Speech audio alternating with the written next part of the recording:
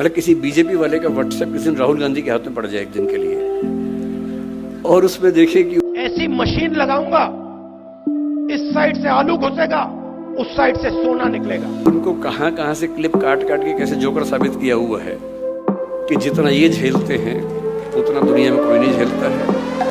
पूरी दुनिया जो आती है मजाक बना के चली जाती है। नेता बनना हमें लगता बहुत आसान काम है। मेरा मानना है कि इस दुनिया का सबसे मुश्किल प्रोफेशन नेतागिरी करना है, सबसे मुश्किल काम है। अच्छा, हम जब तक पॉलिटिक्स में नहीं जाते हमको लगता है कि मजाक चल रहा है, सब क्या है, ऐसे ही हैं तो लूट जाते हैं, लूटते हैं, लुटेरे हैं, डाकू हैं, ये हैं वो हैं। कहना बड़ा आसान होता है। एक बार इलेक्शन लड़के देखिए तब समझ में आता है कि इलेक्शन क्या है, पॉलिटिक्स क्या है। मुझे आज से 7-8 साल पहले कई दोस्तों ने कहा कि तुम पॉलिटिक्स में चले जाओ, तो मेरा पहले मन था पॉलिटिक्स में जाने का। जब मैं कॉलेज में आया ही था तब तो एक ही मन था कि पॉलिटिक्स में ही जाना है। धीरे धीरे मुझे लगा नहीं, उतना अच्छा नहीं है, उससे अच्छा पढ़ना पढ़ाना ज़्यादा अच्छा है। पर मैंने एक प्रयोग करके देखा, जिस मोहल्ले में रहता था उस मोहल्ले का इलेक्शन लड़के मैं वहाँ का अध्यक्ष बन गया।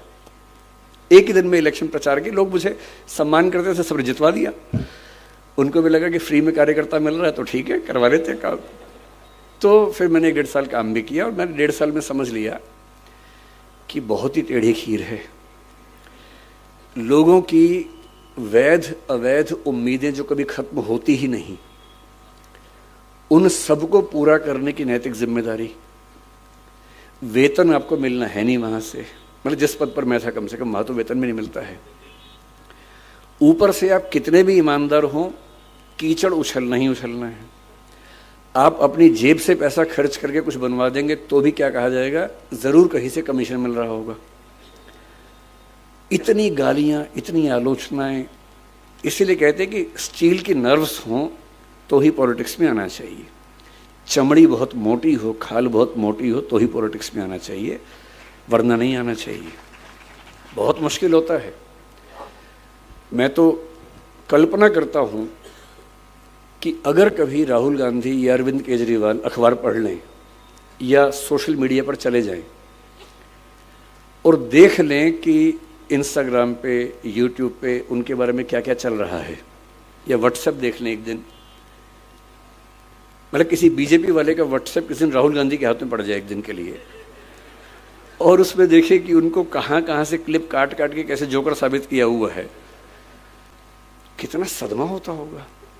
हमें तो 4 लोग बुरा बोलते हैं, नींद नहीं आती रात को। आपको पता लगे कि 150 करोड़ की आबादी में से आधी आपके बारे में ऐसा बोल रही है तो उसके बाद कहाँ सो पाएंगे, क्या नींद आएगी आपको।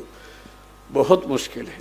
इसलिए मेरे मन में तो नेताओं को लेकर अगाध श्रद्धा है, अगाध सम्मान है कि जितना ये झेलते हैं उतना दुनिया में कोई नहीं झेलता है।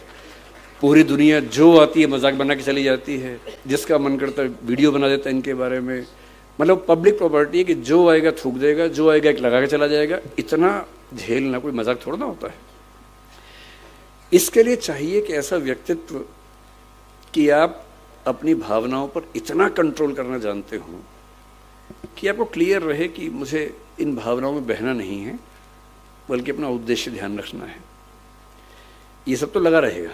और जब आप लोक जीवन में हैं तो निंदाएं तो होती हैं, आलोचनाएं होती हैं, झेलनी पड़ेंगी, आदत डालनी पड़ेगी।